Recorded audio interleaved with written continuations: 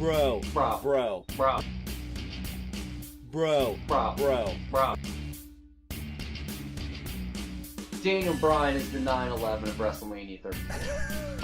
It's a joke, right? But out of context, that shit sounds terrible. Heel Nakamura is best for business. The Nutcracker Prince or whatever you want to call him. I'm all great. I'm all about That's it. a t-shirt. Well, he was right about this. Well, of course he was, man. He also predicted 3 other things to happen with that same prediction. Like, Bro. bro. Bro. Bro. Bro. Bro. Bro. Bro. Say hello to the bald guy. And bow down to your king. This is Drive-By. Thanks for listening, everyone. I, of course, am Mike Shooter Marcus. As always, with me on this spectacular drive-by, my partner in crime, my twin brother from a different mother, King of Smark Style, a.k.a.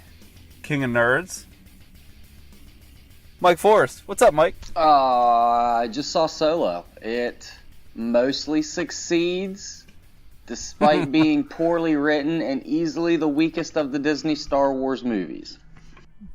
Well, I mean, I've quite enjoyed all of the Disney Star Wars movies, so, I mean, they're not all going to be Yeah, grand it's a high slams, bar. so, It's a high bar. Yeah. So it's not like it's completely shit or anything. But, you know, it's not super well written. But it's pretty good. I think it's really hard to take a character that's as beloved as, say, Han Solo, recast him in a younger version, rewrite the whole backstory. Not rewrite, but write a backstory that no one's necessarily aware of. I don't know if they did any canon from the books. I don't even know if that's in the books. I'm not going to sit here and lie and act like I've read them because I haven't. But I think that's a hard task. So if it was not hateable, then I'm good with it. They give you a moderate backstory.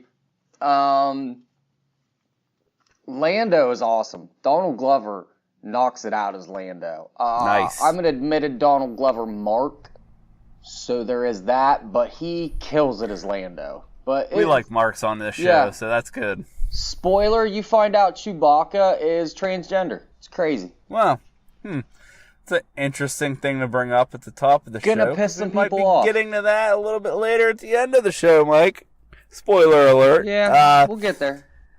Speaking of not always knocking it out of the park, and this is going to come up a lot in this episode, something that maybe people have noticed when watching Raw, SmackDown, in general, the 2 main roster shows, is the tag division, or the lack of focus on the tag division.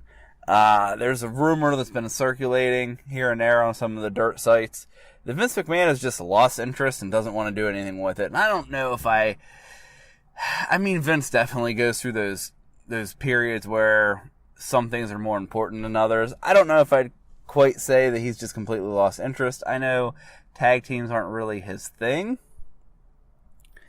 But people were, like, basically scared. Like, AOP's disappeared off the face of the earth. They debuted, they had a squash match, and what? They've been gone since then? Yeah. Usos, even the Usos losing on SmackDown to, I believe, the Club. People were like, oh my god, the Usos, they're done for. Like, I don't think we're there yet. Do you, Mike? No. I guess personally I could answer your question with the question. Vince is just now losing interest? That is a fair question. Just now? We think this just now happened? You sure that's we the were thing, talking about like 04? Right. And tag teams, let's be honest, have never been a huge priority in this company anyway. And I hate to even say this, but I mean, I think tag team wrestling can be fantastic when it's done right, but it's not always done right. You have few and far are the teams that actually execute this right. And, you know, we always say it takes 2 to tango when you're talking a singles match. Well, now it takes 4. And if every guy isn't in there kind of pulling their equal weight, the match can suffer. Wouldn't you agree? I totally agree. I think to kind of fall back on what you said there, tag team wrestling, when done right, can be great. Tag team wrestling is done wrong more than it is done right. Right. I know people that don't even like tag team wrestling. I'm not a huge fan. I'm not a huge fan, but I know people that full blown will like get up, leave the room, change turn channel, it off. fast Yeah, forward, right, turn it right, off. right. And when I say not a huge fan, it's kind of because of what we just discussed. Because more often than not, it's not done right. Now, when it hits the mark, when it Usos and New Day, come on, I watch those two teams go against each other day in, day out. Shield 2.0 and The Bar. They were great. Those are like 4 tag teams that I think you could mix and match that combination any which way you can, and you're going to get some really good entertaining matches. You look down in NXT, you got Gargano and Tommaso Ciampa. They were a badass tag team. The Revival in NXT was a badass tag team. Dude, the Ascension in NXT was a badass tag team. Yeah, how about that? So, I mean, it can be done right. But the panic button that everybody's hitting, I don't think it's ready. I don't think we're ready for that yet. I think this is a case post-WrestleMania, post-Superstar shakeup. We've got a million things that we're going to get set up. We had all this stuff in between. We had the Greatest Royal Rumble. We had the shakeup. We need to focus on the important things, and not to be insulting, but the important things right now is not the tag team championships. Not at all. On either brand, on either show. Not at all. I mean, tag team belts at best are a fun addition. Exactly. And we're going to Money in the Bank. There was rumors initially there would be a tag team Money in the Bank. Obviously, unless they completely flip the script, that's not happening. So there's not really. We're going to be focusing on this men's and women's Money in the Bank match. We have a WWE title match. Those are our 3 focuses right now, okay? So if the tag teams they might not even be a part of this, and this is something we talked about, guys. We talked about how putting these shows as, like, I guess supercards, combining the Raw and the SmackDown brand on these smaller shows, this is going to happen. You can't have every title defended on every pay-per-view and then leave all these mid-card guys who aren't fighting for a championship out. So we take something out. Greatest Royal Rumble, they had the Raw tag team match. I don't think there was no SmackDown title match on that, was there? Yes, there was. Yeah. Okay. So we had all the title matches there, no mid-cards, okay? We had the special attraction, Undertaker, Rusev, and Cena, Triple H. That was it. But now we've got the women back on the cards because we're not in Saudi Arabia, so hey, bonus. Yeah, if you're complaining about this, think about if you would rather see the tag team titles get defended or Finn Balor. Right. I would pick Finn all day long. Because those are your options. Would you rather see the tag team titles get defended or, I don't know, anybody you really like in the mid-card? They're not going to be on it. If you're a Baron Corbin fan, done. Yep. That's gone. Samoa Joe, I'm sorry, right now Samoa Joe would not make it. He wouldn't. Right. Right. You have to cut one or the other, Like, that's where you're at. And let me throw this one out, too, to you, Mike.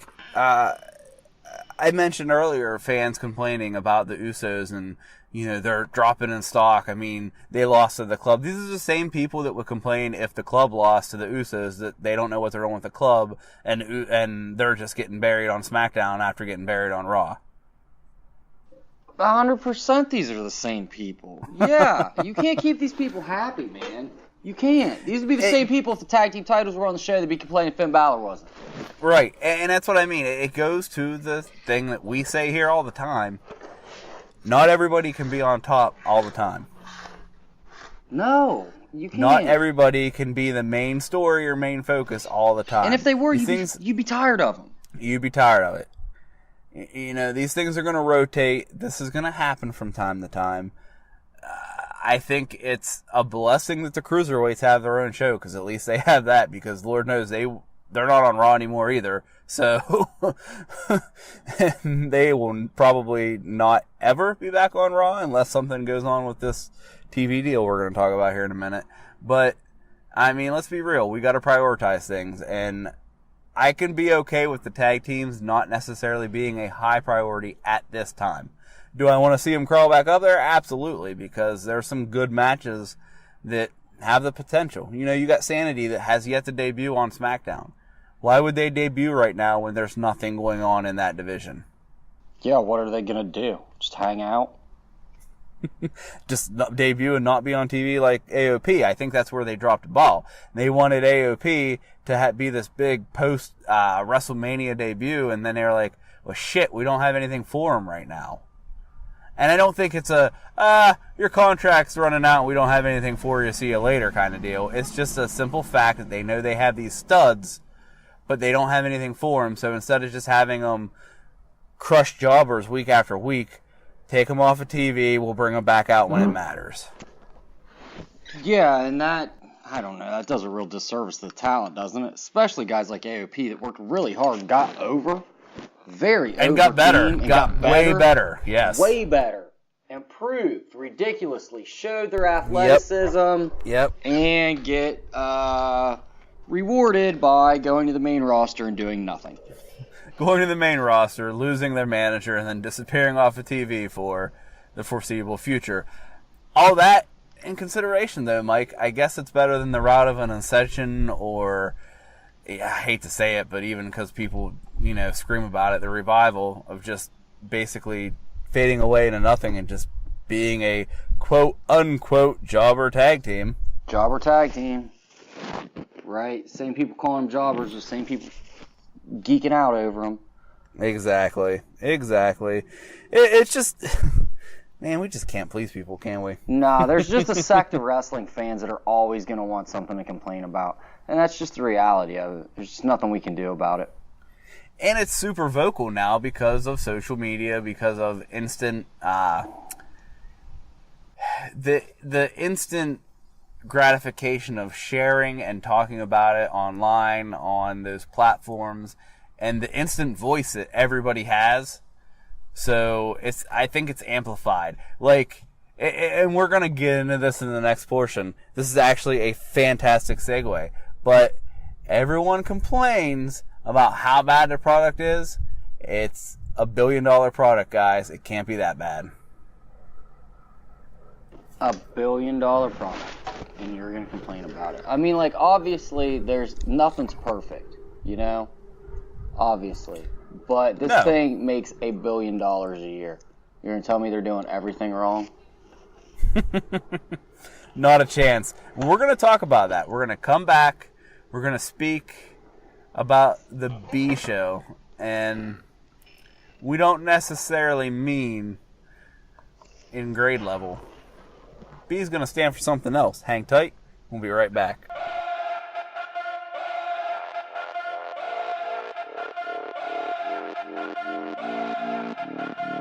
This little piggy got a house made of bricks. Hand over hand over hand over fist. This little piggy got a house made of bricks. Up and pump, bitch, you ain't blowing down shit. This little piggy. Welcome back, everyone. News broke this week. Mike, you can correct me if I'm wrong. I don't think it's necessarily been officially announced, but lots of Hollywood reports and inside reports, not just from the dirt sheets, but from legit, entertainment news sources, I guess is what I call it, is reporting that Fox has signed WWE SmackDown Live to a television contract for $1 billion over 5 years. This is just insane, isn't it? I want to say this again. $1 billion over 5 years. That's like $200 million a year, and I think it figures out to be $4 million an episode? I saw $4 million. That's insane. That is crazy. That's a shit ton of money, man. Oh, it's such a shit ton of money. And like, this brings up so much stuff to talk about, and of course this has been the hot topic of the week on every wrestling podcast, every wrestling news site, and I mean, that's completely understandable, because this is huge. This is so huge for wrestling in general, not just the WWE.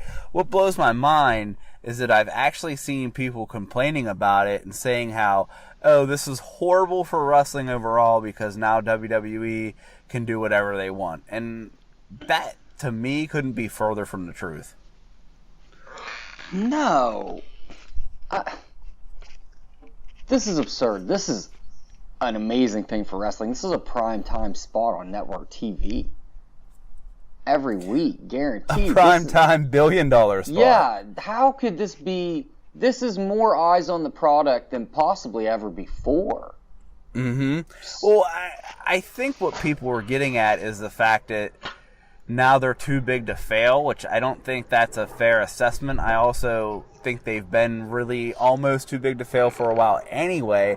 All that being said, you combine the fact that, a couple weeks ago, All In sold out in 30 minutes, a 10,000-seat independent show booked by Cody and the Young Bucks, financed by Cody and the Young Bucks, and then 2 weeks later we hear that USA Network's making a big move to keep Raw, willing to cut SmackDown just to keep Raw, to give WWE the money that they think they deserve.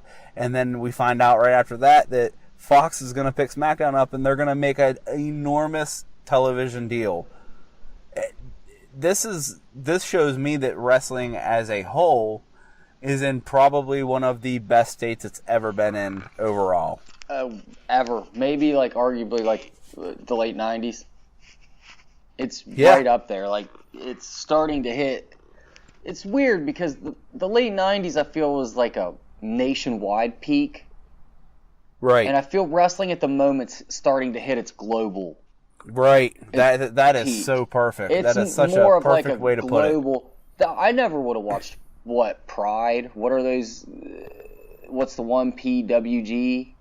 Yep. I'm not sure what they are, but there's shit over there. There's guys that you Pete Dunne, Tyler Bate. I get what you're saying. Evolve and all that over there. Gotcha. We never know about any of those. I guess What Culture Pro Wrestling's one of them. Yes. We never know about any of that stuff back in the day, and now it's a worldwide. I watched some New Japan, but my first interaction with New Japan was Scott Norton winning the title. Right. It's showing up with it on Nitro. So, I mean, then you start, if you're one of the people that got into the tape trading, things like that, or you had a buddy that was into it, then you'd see some things like that, some international stuff maybe. But there was nothing like this. It was ECW, WWF, and WCW. That was it. We're at a global phenomenon now, where worldwide stars. You don't have to be known. You don't have to be in WWF to be known in America now. Right, and I think this again kind of plays into what we talked about earlier about the social media platform and the instant, you're being able to voice your opinion instantly. It's the same thing. We no longer need this hardcore medium to tape trade or to do this, that, and the other. It's all instant. It's online. You can find a show from Middle America that happened on Friday night on Saturday morning, or you can find a show that happened time traveling in Japan, if you get what I'm saying, on Saturday in Japan, on Saturday in America the next morning. You get what I'm saying? It's incredible Back to the Future shit, man. You don't have to tape trade anymore. You can just type it into your computer and watch it. Exactly. It's amazing. It's an amazing time we live in. And how cool is it now, Mike, that we can be let's be honest, sometimes wrestling in general, it's not always looked upon by the mainstream, even WWE, by mainstream people. I have a friend that will literally be like, I can't believe you watch that stupid shit. Yeah, it's my brother-in-law. And I can be like, yeah, well, you might think it's shitty, but Fox just paid $1 billion for it, so obviously it's doing something. Right? Obviously there's something here. Fox is willing to give up UFC. and Right. pay $1 billion for this. And that's the thing, too. You know, this is going to be, you know, I've heard of speculations. I've heard it all over, right, about how, well, this is good, but it's scary because, you know, Fox is one of those networks that just cancel a show left and right. For one, I don't think Vince McMahon and the WWE would sign a contract with one of their biggest, I mean, it's their second biggest property, let's be honest, that would have, we could cancel you at any moment. I'm going to probably guess this is a 5-year guaranteed contract. I don't know how TV contracts work, but I know how Vince McMahon works, and he's not a dummy, obviously. Yeah, and I think fans are getting scared of the guaranteed contract idea of it. That's what's making them worry. Guys, don't think that, like, Fox is giving up a cherry spot in prime time every week, and they're not going to expect certain things. Like, if the numbers dip, Fox is going to be on them. Like, this isn't USA. This is a big deal. This is big boy stuff. So, Yes. Chill out. Fox is going to be on them. And that's kind of what I'm getting at, because I think people are like, oh, well, they're just going to get canceled and SmackDown will go away. That's not going to happen. If things aren't going the way Fox wants them to, they might step in, they might try to push them to do something, which will make the product better. So that's a good thing. That's a great thing. The other thing is, WWE doesn't purposely put out a shitty product. Sometimes things hit, things miss. It happens. But they're going to be probably, how do I want to phrase this? They're going to be more, they're going to have more oomph to them to make this look like it was worth it. Does that make sense? Yeah, they're going to have to put a little extra effort in. They're going to want to present not just their best product, but their absolute best product on a weekly basis to justify the price tag. Man, I'm dying up here, Mike. Justify the price tag you just they're stop taking getting. a drink of water, man. Stop taking a drink of water. I don't have any water with me, dude. Why? What? You really record this without like having a drink? I drank it all for waiting. moments like I these? drank it all waiting for you, sir. Well, I had to go watch Star Wars, It's an so I acceptable could reason. come here and tell people that Chewbacca is now a transgender character. Now or was always, we just didn't know. Like always, we didn't know. Like, this is a retcon. Like, this is a total, like, retcon. Like, we just are now finding out. Like, because this is, like, basically a prequel, you know what I'm saying? So, like, this is, like, the first time we're ever, like, technically meeting Chewbacca. We find all this out. So now, when you watch the rest of them, it kind of paints the character totally different. Because now you know that Chewbacca is, in fact, a woman pretending, you know, whatever your choice to look at transgender. We're not going to get into that here. It's a woman. It's a female to male transgender. I don't even know what that means. That means it was a woman that's now a man. Like, it's Okay. the opposite of Caitlyn Jenner. Okay? I gotcha. So like, that's what Chewbacca is now. Paints the whole series in. I don't know. I really think like fans are gonna uproar about this. It's gonna be So crazy. is it one of those things where, like, you watch a movie, like, okay, perfect example is the movie The Sixth Sense, where you watch an entire movie for the first time, and then at the end you're like, oh my god, all that stuff that didn't make sense now completely makes sense. Does it do that? Like, you're like, oh my god, this whole series, now it all is clear. It's not like anything like that. You just like now you just kind of like look at the character somewhat differently when watching. That's a little disappointing, like, I'm not gonna lie. Yeah, I mean it's whatevs, and it's kind of like so nonchalantly like thrown out there how they do it. I think that's why a lot of people are missing it in the media right now. Probably is. But what they aren't missing is this $1 billion price tag for SmackDown. See how good I am. That was slick. What? Mike, we got to talk about the roster split and what this right here means for that. Because if, and this is still a possibility of not being separate completely, but we'll just go with the rumor that Raw's on USA, Fox is on SmackDown. This really makes this roster split more important, does it not? Well, I have seen rumors recently that SmackDown is now going to be the A show. They're going to start looking at it as equal to, if not more important. Because of the money that Because it's of the bringing in, money and that that makes it's sense, bringing and the in, eyes and that it the can eyes, bring in. It's network TV. So it makes the roster split real important. So I would say next year's post-Mania roster split, because this deal doesn't kick in until, I believe, what, October? October 2019. Okay. Yep. So next year's post-Mania roster split, I suppose this upcoming year's, is going to be a big freaking deal, man. It's going to be a big deal because they're going to start dividing things up and getting things ready for this move to Fox. And they're going to start putting big deal names on it to get eyes. So Right. AJ Styles is going to have some real competition over there. Yeah.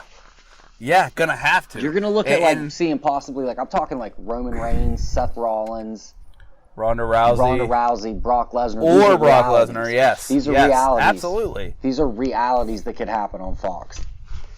Absolutely. And by all means, it should. Now, all that being said, what does this mean for Raw? Because all reports are they're still working on a deal.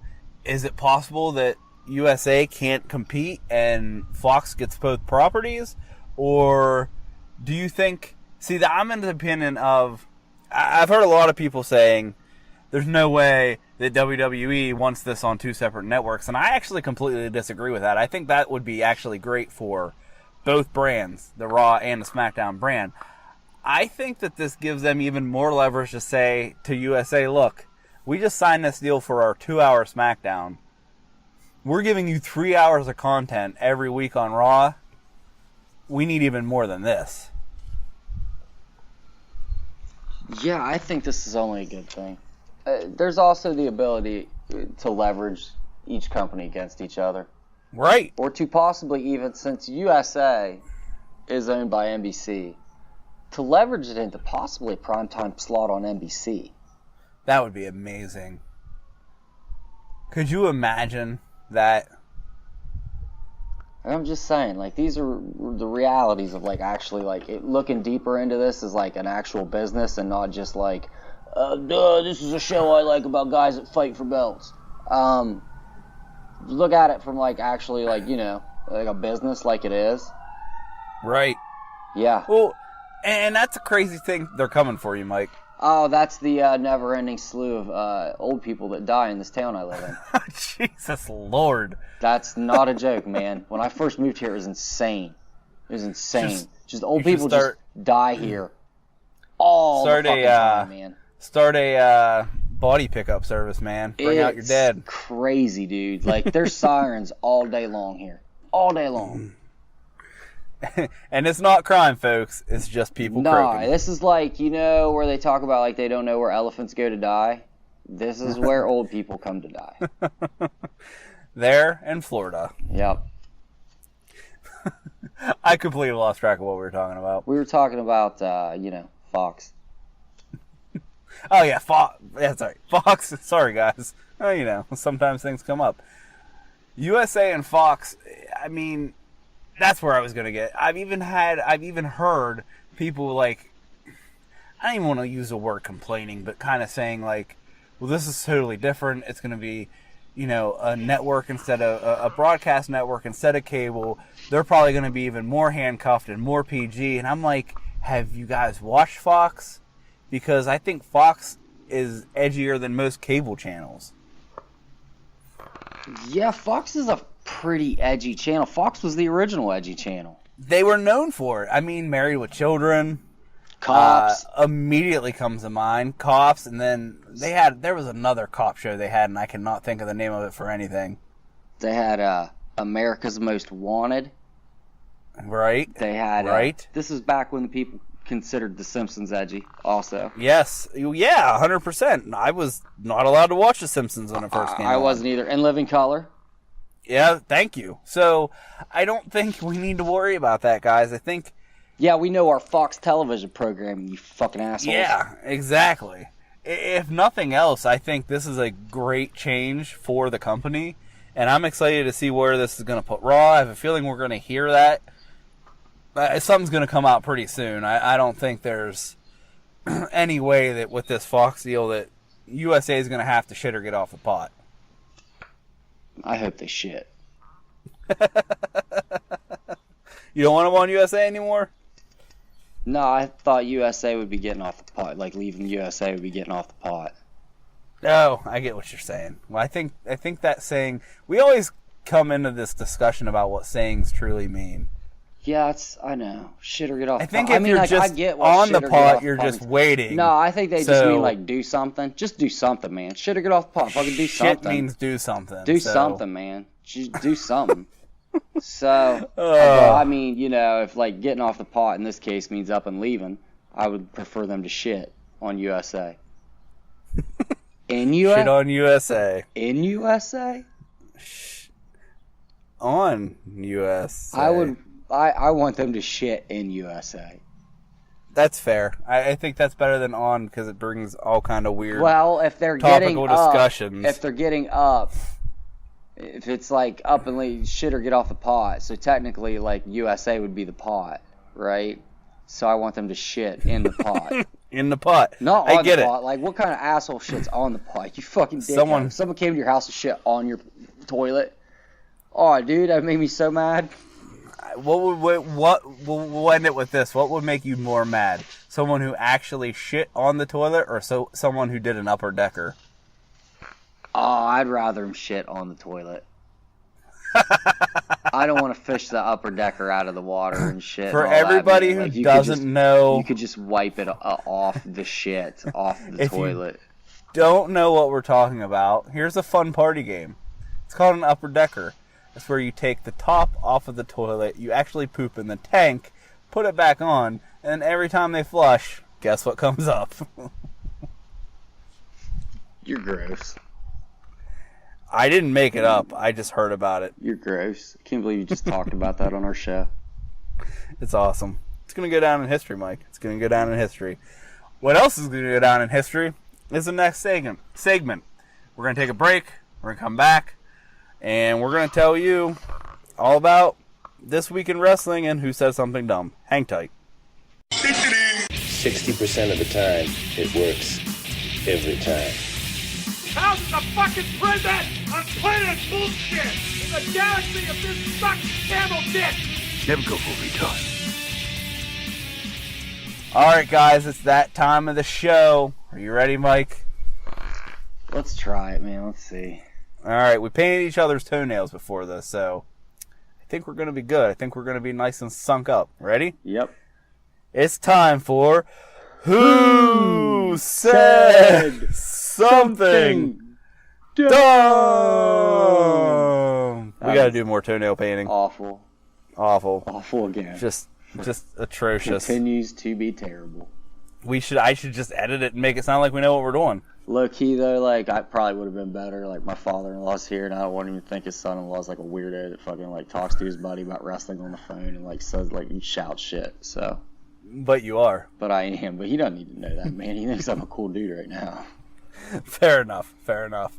Okay, so let's start the show off. I don't want him to be like, what kind of fucking weirdo my daughter got living up in this house with her. I thought I was giving her away to a real man, and motherfucker ain't weird as shit in here talking about wrestling with his boyfriend. Is he on King of the Hill? Nah, man. This is how he talks. I like it. Yeah, dude, it's the shit. His voice is awesome. Like, you talk to him for like 5 minutes, it's like he says like the coolest shit, dude. He's hilarious, man. Fucking awesome guy. I just don't want to, I don't even think I'm a fucking dork. He's like man, you know what I mean? he's like a real man. So, like I'm good on letting him know. I've kept him out of the room, so we're good. Probably a solid idea. Yeah, I just have to keep this pretense up for like 4 more days, guys, and then the rest of my life after that.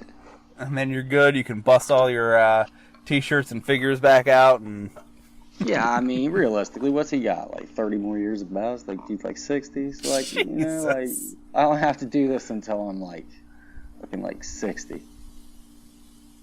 Yeah, just until you're like 50. That's fucking depressing. Oh god. So anyway, who says something dumb? This week, our first victim actually comes from an interaction that I had on Twitter with the Nearfall Network Twitter account. And it's not really, it wasn't a vicious reaction. Sometimes you can actually talk to people, and even though they're saying stupid things, you can have a conversation without being an asshole back to them. Yeah, man, AJ says dumb shit all the time. Right. Like my dumbass boss swinging by and honking his horn while I'm clearly trying to record a podcast. Like, what the fuck? You should have flipped him off. You're off company hours. I am off company hours. And they don't actually own this parking lot because they lease the building. Should have fuck him. flipped him off. But, anyway. We're talking about the Twitter account for Suplex City Limits. This is a podcast. I've listened to one episode. It was all I could stomach, and here comes my boss. He's going to be a guest on the podcast, and he doesn't even know it. He doesn't even know it. Fun fact, while I'm recording my wrestling podcast, my boss looks like Sami Zayn. Fun fact, everybody. Anyway, that's so staying in there. Suplex City Limits, it's a podcast. It does... You have no idea, bro. I'll have to send you a picture sometime. I listened to one episode a while ago. They're one of these shows, actually Twitter account. I listened to the show because of the Twitter account. I found the Twitter account because we were trying to grow our Twitter account. Kind of one of those, kind of a circle is a circle thing, if that makes sense. Anyway, I can't listen to them, man, because they're just... Here's the thing. When you name your show Suplex City Limits, you're clearly taking the Suplex City thing and using it. It's a WWE thing. It's a Brock Lesnar thing. That's what you're going for. Yet, every show is so hate watch. They hate watch the product, and they just make fun of it the entire time. I'll listen to debate. I'll listen to discussion. That's what we do here. We'll readily tell you that not everything that WWE does is perfect. Not everything that any wrestling company does is always perfect. But I already lose. New Japan's perfect all the time, Mike. Not all the time. Everybody knows that. Everything New Japan does is perfect.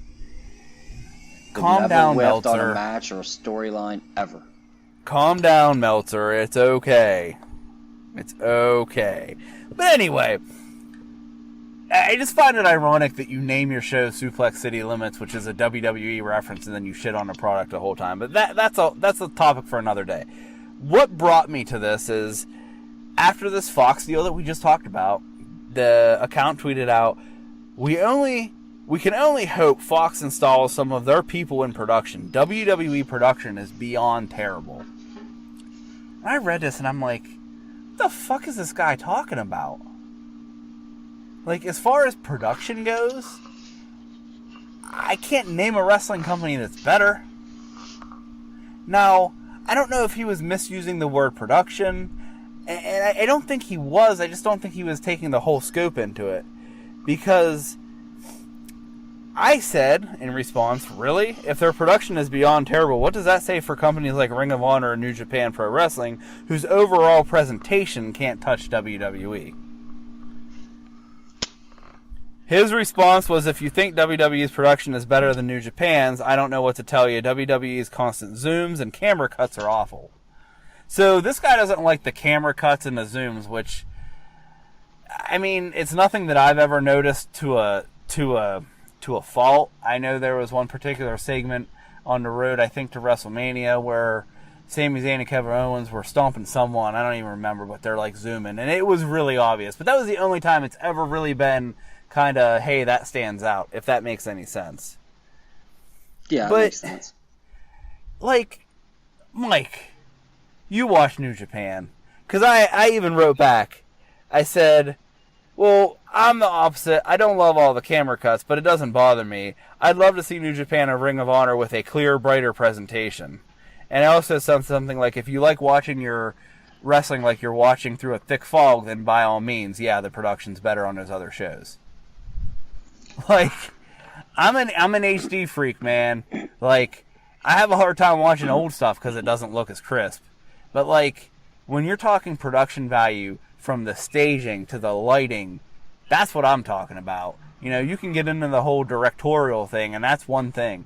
But when you're just looking at the presentation of the whole scope of the thing, the way the mats look, the way the aprons look, the way the building is lit, the way that the themes play and the videos play on the Tron and on the ring skirt and the apron and all that fun, crazy shit they got going on now.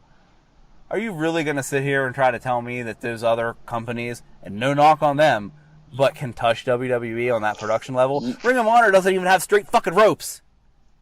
Yeah, if we're talking about strictly production, I want to talk strictly like the presentation. No one's going to nail it more than WWE. If we're talking like the quality, the way it looks, everything. With getting all those camera angles that you need for certain stories. With that said, I think it's well known by now, my time on the show, that I've got guys. You know what I mean? I got guys for things. I got a book guy, and I got like a football guy, and I got a stat guy, betting guy, and I got a stat guy, and I got a numbers guy, and I got guys for everything, right? You got guys. Also, one of those guys has a degree in TV production, whatever, and works for a television company. And he's also a wrestling fan. Nice. And he's also an MVP. He's also my numbers guy.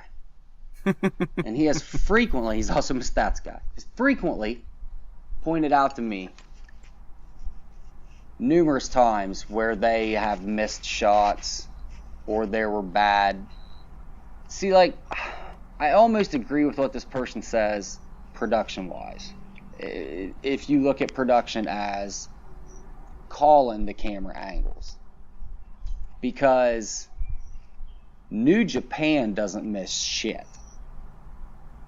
If you watch a New Japan program, you see every bit of everything that's happening. Frequently on WWE, am I looking at some fan's face while Finn Balor does something cool during his entrance? Frequently, am I looking at some fan's face while Seth Rollins drop kicks someone into the guardrail? These are real problems that WWE has. That is a fair assessment. So, frequently, these are problems they have. Frequently, we see some dumb fan on a phone instead of the action in the ring. That goes into the presentation of the crowd cuts, which I wish they would. But this lessen. all falls under production.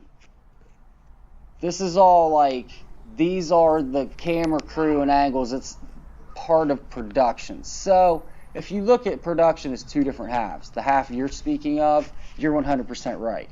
If you're looking at the halves they're speaking of, they're not as quality as New Japan, but to say that they're the worst is ridiculous. You ever watch Paragon Pro Wrestling? And also all these other shows that they want to fucking sit here and kiss their ass and glorify are taped programs. Right, that you can go back and edit that. You this can is go done back live and edit. on the This is fly. done live on the fly. So am I going to sit here and tell you that they have the best? Like, if you're going to just watch a match, right? We're taking all HD, everything out, right? Whatever, you know? Mm-hmm. Obviously, you want to watch something that's been produced. Mm-hmm. A little bit more. But this is all live TV, man. I would guarantee you if Ring of Honor was live, it'd be a total nightmare. Same with New Japan. Yeah, because let's be honest, Ring of Honor, when they've done stuff live, I know a good example. When Marty Scurll joined the Bullet Club and opened up the umbrella with the Bullet Club logo on, and they flippin' missed it. Oh yeah, there you go. There's a lot that did WWE miss the list of KO when No, they knew their spot. And that's the other thing. These companies could go live. Do you think they'd be good? No way, man. It took WWE 25, 30 years just to get here. Exactly.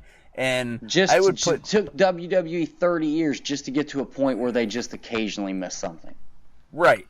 Because it's not like a rampant thing. They do miss things, and I get what you're saying. I'm looking at the overall presentation of the entire product. You can't touch it right now. You can't. No, not a bit. It looks better. It sounds better. Even if you don't like the announcers, everything's cleaner, crisper, and a more professional presentation. Totally agree. You can't touch them right now. So I won this war. Yeah. All right, now that I just sang the praises of WWE, I'm now going to tear them down. Because WWE makes a list of who said something dumb in the form of that god-awful, what in the blue hell were they thinking? Sami Zayn, Bobby Lashley's sisters segment. Dear Lord. Wow. Yeah, that was something, wasn't it? That was... Oh, man. Yeah, as a lot of you know, I don't watch Raw live. I watch it later. So, of course, first thing I heard before I watched Raw was all the backlash about how bad this segment was. We'll get to the other backlash after this. Don't worry, everybody. But how bad this segment was, just in general, how bad it was. Like, possibly the worst segment they've ever produced. And I've got to be honest, I can't really disagree with that. Katie Vick. This was... Katie Vick. See... But Katie Vick... Katie Vick is a segment they produced. Don't even. Katie Vick. Hunter Hearst Helmsley raped a dead body. I'm sorry. Mae Young gave birth to a fucking hand. Okay? No. Triple H did not rape a dead body. It was a mannequin. Triple H raped something. He screwed her brains out, too. Aw, dude, that's... And Mae Young gave birth to a fucking hand.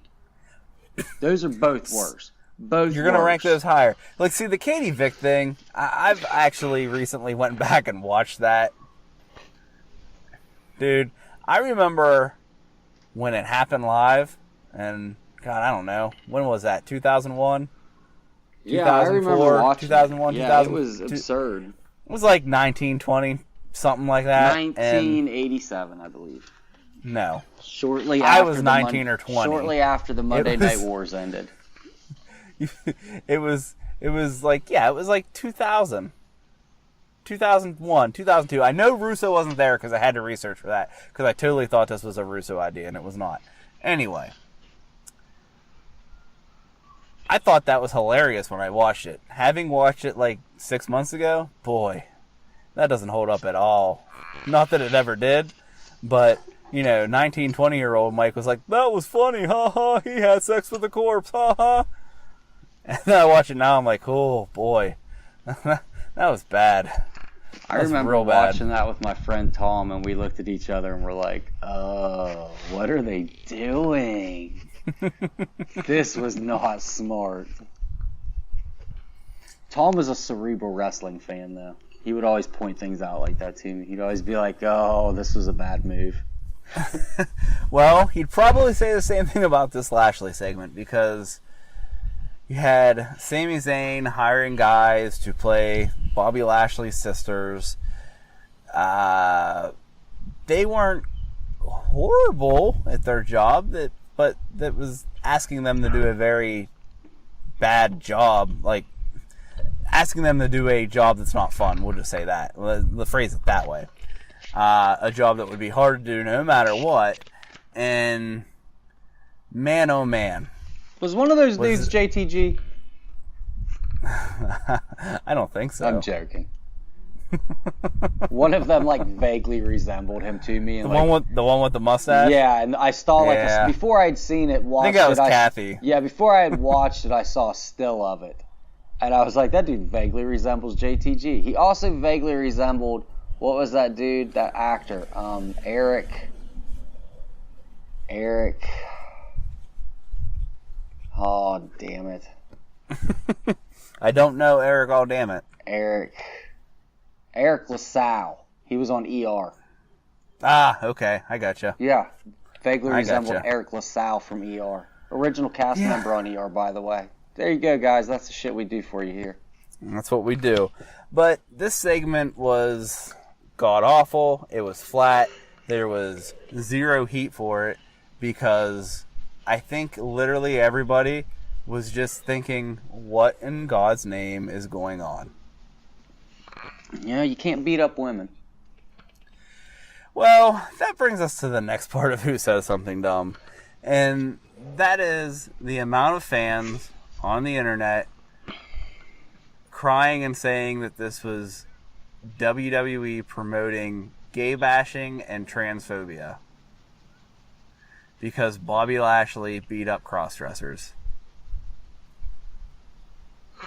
You can't see it right now, but I am banging my head off a wall. I mean, they weren't crossed. Okay, look. First of all, a cross-dresser is just a fucking dude that likes to dress like a woman, right? Those motherfuckers are, as long as they're A-okay to beat up, as long as you're not beating them up for dressing like women. Exactly. You know what I mean? And my understanding is that they didn't get beat up on Raw for dressing like women. No, they got beat up on Raw because they attacked him first after he tried to attack Sami Zayn. Yup.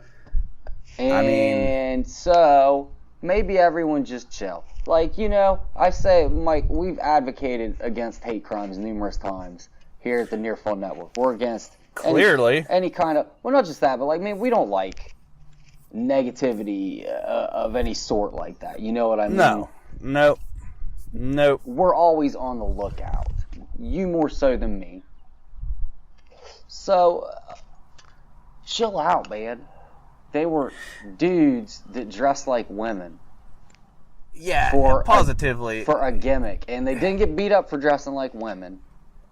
Chill out. No one was like, screamed the F-A-G-G-O-T word and attacked them. Calm down. No one was like, I'm beating you up for being a woman. I don't know, man. Maybe Kevin Owens said it in French. I don't know French like that. But I don't think he probably did. I don't think he would have. No. Doesn't seem likely. It's just silly. And it's like, we could even go back to the conversation we had a few weeks back after Mania when people were flipping out about Finn Balor doing the Finn Forever or Finn for Everybody and doing the rainbow gear and this, that, and the other. And people were like, well, why do that on someone like Finn? Put it on a jobber. And these are probably the same people that are crying that WWE is gay bashing. Again, it's that you can't hypocritical outlook. You can't make us happy. Like, I want to break it down to this. It's pro wrestling. Like, in pro wrestling, guys dress like women to further a storyline. Midgets come out, dress like the face so the heel can beat them up. Like, we do things like this. Is it maybe getting to the time, you know, is our society come to a time where that's not acceptable? I'd like to think not, because I think our society is just too damn sensitive. Yeah. And it gets to the point where we just can't have fun anymore. We live in a society where people openly look for, like, excuses to be offended. Right, exactly. And I mean, like, that, you know, I actually just saw a meme where it had the pancake midgets from WrestleMania, and it had the sisters from the Bobby Lashley segment, and it was saying how clearly if Vince thinks this is funny, it absolutely shows he's out of touch. And I'm just like, okay, I personally know one of the pancake midgets from WrestleMania, and let me tell you, he's a pro wrestler, he's a boxer, and he had the time of his flipping life doing that. So it didn't bother him. Why does it bother you? You get what I'm saying? Like, yeah, I understand. And maybe it's a completely different thing when you look at it as these guys were dressed like women. But, dude, I don't know if you've watched Saturday Night Live recently, but they constantly dress as the opposite sex on that show. And no one complains about it. Not a single bit. I'd like if people did, though. It'd be funny. I'm sure it's only a matter of time, Mike. It's only a matter of time. You got anything else you want to add to this? Absolute nonsense. We're being butthurt about everything and looking for excuses to be butthurt. If you want an excuse to be butthurt, try anal sex. Wow. Oh man, I really like that. Wow. I really Actually, like that. I'm gonna probably start using that on social media. I'll throw this into you because I obviously mention this on Facebook and on my personal account, not for Mars, but I just thought it was humorous and see what you think. There was a little mention that the All-In CM Punk autograph session is probably going to be extended because of such high demand. And people were, like, oh, because he's hurting and he needs money, which is absolutely ridiculous. The guy doesn't need money. Nah. But what I said is, man, I hope every single person in that line asks him when he's going to come back to pro wrestling again. I hope every other person calls him Phil. A lot of people are going to ask him when he's coming back. They have to, right? Tons of people are. Unless when you buy your ticket, you have to sign a waiver that is like rules, and it was like, must not address as Phil, and only as CM Punk. May not ask about pro wrestling. I feel like he's exactly the type of guy that makes demands like that. Oh, yeah. Totally. He's probably tired of the question, though. I have a question for him, though. What would your question be? I for honestly CM Punk? have like two serious questions that I want to ask him. One, when you first left, how did you feel about your name being the battle cry of the disheartened fan? And that's the first question. And the second question is, how did you feel about your name being chanted during your wife's matches? Mm-hmm. I was always curious, because I always felt like he probably would not be happy about that. Like, I always felt like he'd probably just be like, man, focus on what she's doing in the ring and these people. Like, this other woman. Yeah. So I've always been very curious about his thoughts on that. Like, people chanting his name during her matches. I would assume that bothered him, but I also feel like I'd almost, like, even after he answered, I'd be like, well, what's your own fault? Yeah. I mean, really? I would probably be polite because I want real answers. For the most part. But it is his own fault. But he said in that Colt Cabana podcast that he would really the only time he watched wrestling was she'd call him and let him know what time she was gonna be on, and he'd watch her segment. And so he heard it. I was always curious. I feel like he's the type of guy that when it happened, he was probably just like, ugh, I don't like that. Yeah, I can see that. I'm still mad at him for taking AJ Lee away from us. Yeah, I got a buddy that feels the same way. He was like, now that she's been all punked. Mm-hmm. Absolutely. Yeah, he hated Punk and was a big AJ Lee fan. It's a shame. He'll be back. She was just an okay wrestler. She's highly overrated. She's highly overrated. She was an okay wrestler at a terrible time. Kind of like her husband. That might be, oh my God, that might be a subject for a whole other podcast, my friend. Yeah, all right. That's all I got, man. That's all I got too, man. Guys, don't forget, subscribe. We're on Stitcher Radio now, so if you're counting, iTunes, Google Play, Stitcher, Podomatic. YouTube has the full library. We're not making any money at this, so I can't pay for the good media storage. I have to eliminate old episodes to put new ones, but all of the episodes are on YouTube. So if there's something you want to go back and refer to, go to our YouTube page. Subscribe to all of them. Subscribe to the YouTube and whatever podcast form that you want to listen to. There is other original content.